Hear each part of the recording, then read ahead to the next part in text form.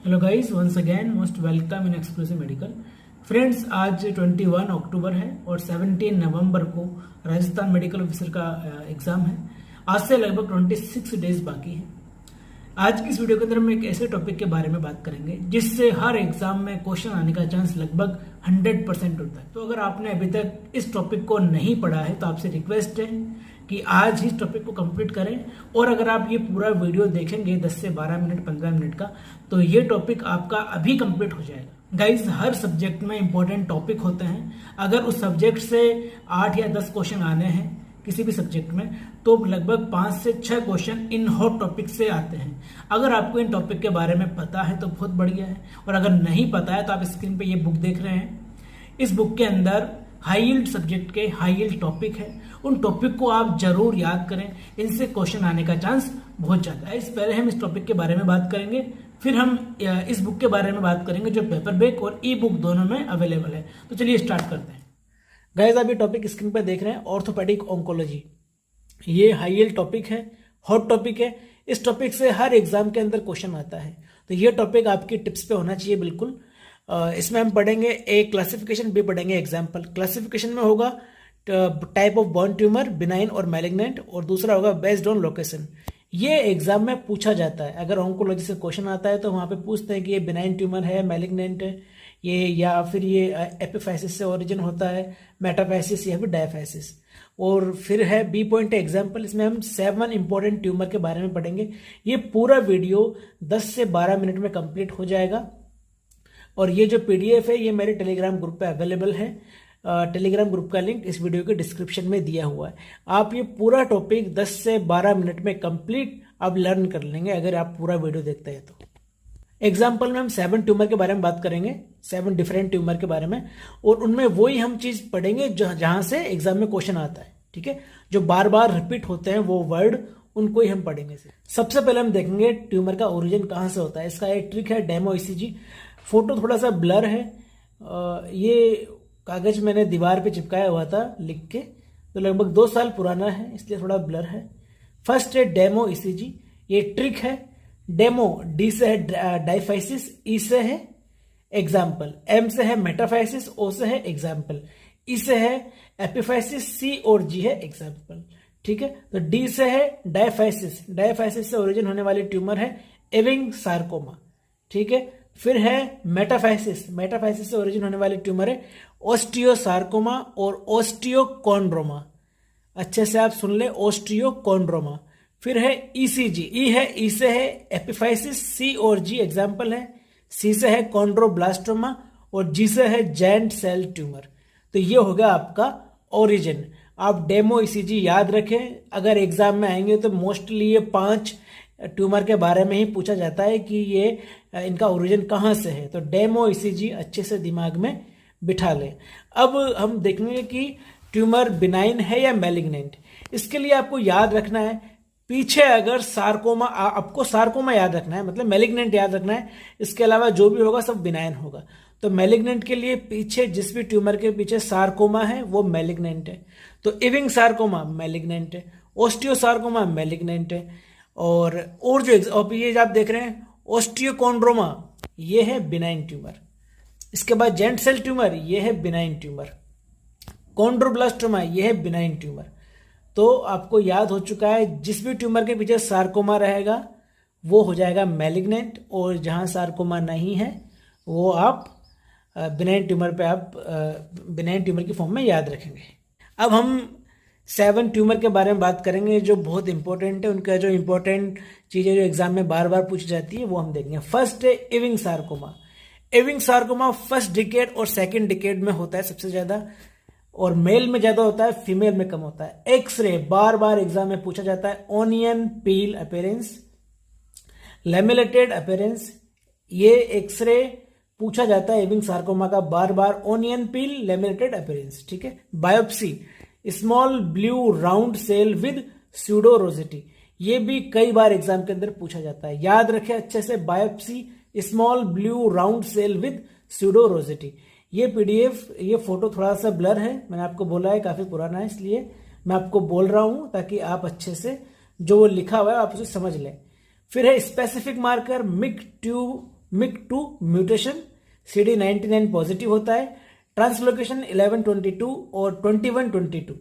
और कौन सी बोन में सबसे ज्यादा होता है? फीमर में होता है। फिर से बोल रहा हूं, Ewing sarcoma first decade, second decade male में ज्यादा होता है। एक्सरे में onion peel appearance, laminated appearance, biopsy small blue round cell with pseudo rosette, specific marker MYC2 mutation, CD99 positive, translocation 1122 और 2122। और मोस्ट जो बोन है वो है फीमर, उसमें सबसे ज्यादा होता है। एविंग सार्कोमा ये है मैलिग्नेंट ट्यूमर, ध्यान रखिए, सार्कोमा पीछे है तो ये मैलिग्नेंट ट्यूमर। फिर हम देखेंगे ओस्टियो सार्कोमा। सार्कोमा मतलब मैलिग्नेंट है, सेकेंड डिकेड का ट्यूमर है, रेडियो रेजिस्टेंट होता है, इंड्यूस्ड बोन ट्यूमर है। टाइप में क्लासिकल मोस्ट कॉमन होता है, क्लासिकल है, पेरीओस्टियल है, पर ओस्टियल है, टेलेंजेक्टेटिक है। एक्सरे में क्या होगा? ये बहुत ज्यादा एग्जाम में पूछा जाता है, सन रे और सन ब्रस्ट अपीयरेंस, सन रे और सन ब्रस्ट अपीयरेंस। एलिवेटेड पेरियोस्टियम कई बार एग्जाम में पूछा जाता है, कई एग्जाम में ये बार बार रिपीट हुआ है। Elevated periosteum Codman triangle, कोडमैन triangle के नाम से आता है, आप इसे अच्छे से याद कर लें। एलिवेटेड पेरियोस्टियम कोडमैन ट्राइंगल की फॉर्म में दिखता है।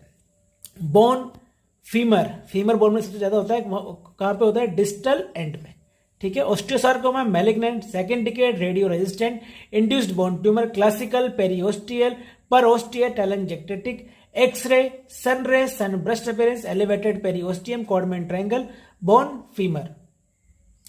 फिर है कॉन्ड्रोसार्कोमा। कॉन्ड्रोसार्कोमा, सार्कोमा पीछे तो ये भी मैलिग्नेंट ट्यूमर है, ठीक है। ये 40 से 50 साल की एज में होती है, ठीक है। रेडियो और chemo resistant, all cartilage tumour, जितने भी कार्टिलेज से ओरिजिन होने वाले ट्यूमर है वो सबके सब रेडियो और कीमो रेजिस्टेंट होती है। एक्सरे में क्या मिलेगा? पॉपकॉर्न कैल्सिफिकेशन, ध्यान रखिए, एक्सरे में मिलेगा पॉपकॉर्न कैल्सिफिकेशन, ये एग्जाम में पूछा जाता है। बोन हिप बोन के अंदर सबसे ज्यादा होता है। गाइस, ऐसे सभी हाई टॉपिक के बारे में जिनका एग्जाम में चांस बहुत ज्यादा है आने का, वो सभी टॉपिक मैंने इस बुक के अंदर बताया है। ये बुक आपको ई बुक और पेपर बैग दोनों ही फॉर्म में अवेलेबल है। ई बुक अगर आप बाय करते हैं तो आपको विद इन आवर आपकी ईमेल आईडी पे डिलीवर हो जाएगा, और अगर आप पेपर बैग खरीदना चाहते हैं तो आपको 4 से 5 दिन लगेगा ऑल ओवर इंडिया डिलीवरी में, ठीक है। अगर आप बुक खरीदना चाहते हैं तो इस वीडियो के डिस्क्रिप्शन में दिए हुए लिंक पे आप जाके आप इसे बाय कर सकते हैं।